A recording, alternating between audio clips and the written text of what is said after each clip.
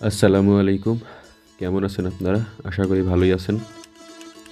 আজকে আমাদের ভার্সিটিতে অনুষ্ঠিত হয়ে গেল ঐতিহ্যের হাট, যেখানে আমাদের বিভিন্ন জেলার অনেক দোকান দেওয়া হয় এবং সেই দোকানগুলোতে পাওয়া যায় মূলত আপনার জেলায় বা আমাদের যেসব জেলায় যেসব জিনিসগুলো বিখ্যাত সেই সব জিনিসগুলোই এখানে স্টলে দেওয়া হয়। যাতে করে আমরা বিভিন্ন জেলার মানুষজন বিভিন্ন জেলার তাদের ঐতিহ্য, তাদের বিখ্যাত খাবার বা কোনো বিখ্যাত জিনিস সম্পর্কে আমরা জানতে পারি। আর এটি মূলত আমাদের ভার্সিটিতে প্রত্যেক বছরই করা হয়, এবছরও করা হয়েছিল।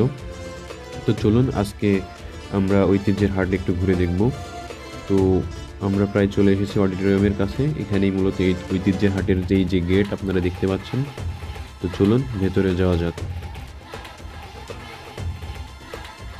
ভেতরে আসার পরেই দেখতে পাচ্ছেন বিভিন্ন জেলার নাম দিয়ে ব্যানার দিয়ে তাদের সবগুলো দিয়েছে। তো আমরা একটু দেখানোর চেষ্টা করব। এই যে যেমনি এখানে কুড়িগ্রাম জেলা, তারপরে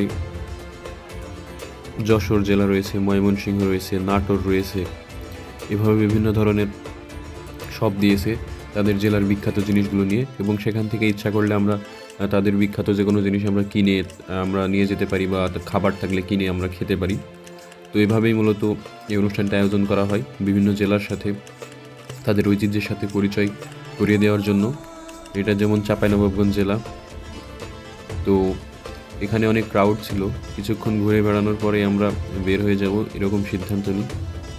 তো এখানে ঘোরাঘুরি করতে করতে হঠাৎ বাংলাদেশি ফুড রিভিউয়ার চ্যানেলের যে ভিডিওগ্রাফার বা ভিডিও ম্যান, এই যে এনার সাথে দেখা হয়ে গেল।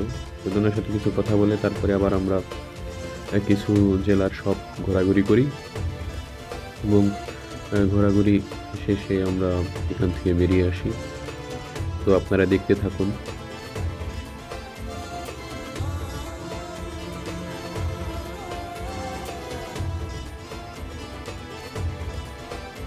এখানে হচ্ছে আপনার মাগুরা জেলা।